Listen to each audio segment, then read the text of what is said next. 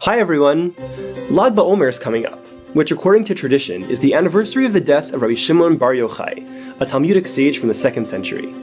Every year on Lag BaOmer, tens of thousands of people travel to his burial place in Meron, a small town in northern Israel where they sing and dance around giant bonfires to celebrate his legacy. But who was Rabbi Shimon Bar Yochai? What exactly was his legacy? And what about his legacy is so important that we're celebrating it? To answer this, we're going to take a deep dive into a fascinating story from the Talmud about Rabbi Shimon Bar Yochai. When we're done, I think we'll have a new and meaningful way to connect to Rabbi Shimon Bar Yochai and Lag BaOmer. The story, found in Masechet Shabbat, is set at a point in history when the Romans were occupying Israel. The Romans hear that Rabbi Shimon was criticizing them, and they sentence him to death. So, Rabbi Shimon and his son, Rabbi Elazar, go into hiding in a secluded cave, where they spend their days doing nothing but studying Torah and praying. They're in the cave for 12 years, miraculously sustained by a spring of water and a carob tree, until one day, Eliyahu Hanavi, Elijah the prophet himself, informs them they are no longer being pursued. Now, let's see what happens when they leave the cave and re-enter the world. Nafku. They emerged. Chazu inshi de kakarve vizare, and they saw people plowing and sowing seeds. But Rabbi Shimon Bar Yochai doesn't like what he sees. Amar, manichin chaye olam v'oskim b'chaye sha'ah. He cried out, "These people are abandoning eternal life for life of this world. They're putting aside Torah study to work their fields, worthless earthly pursuits." He couldn't imagine why anyone would do that. Kol makom shenotnim einehem miyad nisraf. And suddenly, any place Rabbi Shimon Bar Yochai and his son would turn their gaze, it immediately went up in flames. Yasta bat kol, a voice from heaven called out to them, V'amar lahem, and it said, L'hachariv olami yitzatem? Did you come out here to destroy my world? Chizru l'ma'aratchem. Go back into your cave, before you cause any more damage. After this heavenly rebuke, Rabbi Shimon and his son returned to the cave for one more year, and then emerged once again. But this time, things go a little differently. Nafku. They came out. Kol hecha dehavemachi Rabbi Elazar, havimasi Rabbi Shimon. Whatever Rabbi Elazar damaged, Rabbi Shimon repaired. In other words, Rabbi Elazar is still burning things left and right. But for Rabbi Shimon, something has changed. Not only is he not spitting fire from his eyes anymore, all the damage that his son causes, he's able to undo. Rabbi Shimon then turns to his son and says, Dai la'olam ani ve'ata. My son, you and I, we're enough for the world. Now let's stop here and just name a few things that should be bothering us. First, what's with this whole laser eyes thing?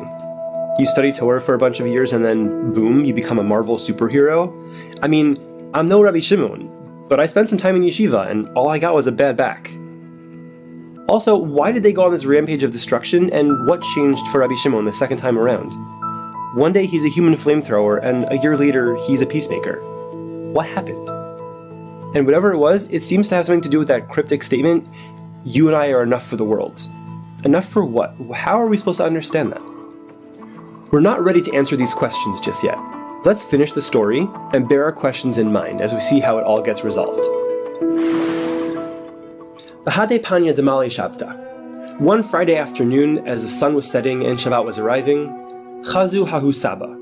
Rabbi Shimon Bar Yochai and his son saw an old man. Tahave nakit tre medane asav rahit ben hashmashot. He was holding two big bundles of hadassim, fragrant myrtle branches, and running at twilight. Amru le, they said to him, Hani lamalach, why do you have these branches in your hands? Amar lahu l'chod Shabbat. He responded, they're in honor of Shabbat. Apparently hadassim were the 2nd century version of a fragrant bouquet of flowers. V'tiskilach b'chad. They asked him, wouldn't one bundle be enough? Chad keneged zachor v'chad keneged shamor.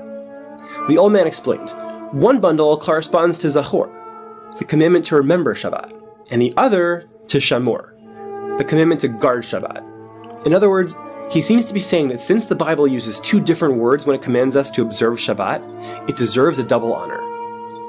Amr le lebre, chazik hama chavivin mitzvot al Yisrael. After hearing this, Rabbi Shimon turned to his son and said, look how beloved the commandments are to the children of Israel. Finally, yativ da'atayhu. Their minds were put to ease, and they lived happily ever after. So, do we feel like the story makes sense now? Do we know what it's really about? And what have we learned about Rabbi Shimon Bar Yochai? Well, I'd like to suggest that this story is actually a progression. It shows an evolution in the way Rabbi Shimon looked at the world, from laser eyes to healing eyes to a mind at ease. Something pivotal changes at each step of the story. What are those changes? And what might they teach us about the greatness of Rabbi Shimon Bar Yochai? Let's take a look at the story one more time. When Rabbi Shimon Bar Yochai and his son were hiding from the Romans back in that cave, what was their life like? Every waking moment, 24/7, was spent praying or studying Torah. It's like the 10,000-hour rule for spirituality. When they emerge, they've ascended to incredible heights in their connection to God. In fact, it sounds like they've reached the highest level anyone could aspire to. They can see past the falsehood and the vanities of the world, material things like working the earth, and understand what's really important in life. Holy pursuits, like learning Torah, plumbing the depths of God's wisdom. They're so completely aligned with God's will that doing anything else doesn't make sense to them. And yet, if you only see the world in black and white, what happens to everything that doesn't fit in? Well, there's just no place for it. And maybe that explains the laser vision. Because if I really believe that the way we're meant to live life really is a matter of black and white, then when I see someone living the wrong way, then to me that's a worthless life. In my eyes, I'm basically reducing it to a pile of ash. So maybe, when Rabbi Shimon Bar Yochai looked at the world around him and couldn't find any merit in what he saw, then either metaphorically or literally, that judgment burned everything to the ground. And you know how God feels about that kind of zealotry? Not so good. He actually responds by sending Rabbi Shimon right back into his cave. Because if we take that black and white either or perspective, that only leaves space for people who see the world the way we see it. There's just no room for anyone or anything else. That's where Rabbi Shimon finds himself at the end of part 1 of the story. But what's he supposed to do now? How can he be true to what he believes and still manage to live in the world? And we know he did manage it somehow. When he comes out the second time, he puts a stop to the destruction. But how? What changed? Well, remember what he told his son. Dai la'olam ani ve'ata. You and I are enough for the world. Maybe what that means is Rabbi Shimon has found a new way to look at other people. The rest of the world, sure, they're crazy, and they're wrong, and it's an unimaginable tragedy that they're wasting their lives the way they are. But it doesn't mean we need to confront the tragedy and stomp it out. Dai la'olam ani ve'ata. The two of us can just live our lives the right way, and let that be enough. So here's Rabbi Shimon's basic approach. I can bear other people's existence as long as I just accept that they're woefully misguided and learn to expect nothing from them. I'm very tolerant. Now, I didn't actually do a survey, but I'll bet that if you go and ask your friends what they think about this kind of tolerance, it might make them a little uncomfortable. Sure, it's better than laser eyes, but Rabbi Shimon and his son aren't winning the Nobel Peace Prize anytime soon either. But we're not done yet. They have one more encounter. They meet an old man carrying myrtle branches just before Shabbat. And this time, they do something different. They don't just observe and judge. They ask him questions. They find their curiosity. They allow themselves to listen to someone else's perspective, something they wouldn't have been able to do a year earlier.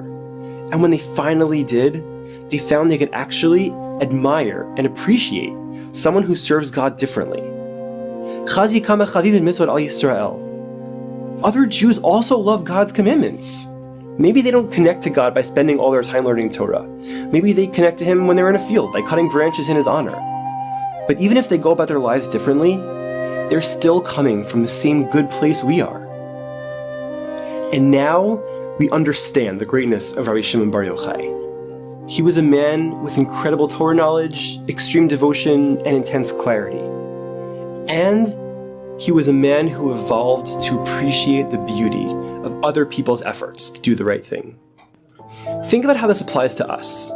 We all have those one or two views that we're just so sure about. The idea of anyone thinking differently just seems crazy. Maybe it's about religion, or maybe it's a political issue, or something more local to your community or family. Whatever it is, when someone has the opposite view, you just can't believe it. How can they not know they're wrong? And you just know you have to stop them. But even when we just know we're 100% right, when we know that we have more clarity or experience or intelligence or moral sensitivity, and the world would just be so much better when people finally listen to us, maybe standing on a soapbox is the wrong call. Instead, as Rabbi Shimon Bar Yochai learned, maybe we need to stop and listen to other people and try to understand. Ask them difficult questions, raise our objections, see what kind of response we get. Now, that doesn't mean we need to agree with everything or even anything that we hear. But if the people we disagree with are coming from a good place, shouldn't we appreciate that and respect that? Lag BaOmer is the anniversary of the death of Rabbi Shimon Bar Yochai. But according to tradition, it's also the day that marked the end of a terrible tragedy. Not too long before the story we told, another sage, Rabbi Akiva, lost 24,000 students in a plague. According to the Talmud, this plague was sent for one reason. These students failed to show each other respect. Despite their involvement in Torah study, this terrible flaw caused them all to perish. But this plague ended on Lag BaOmer.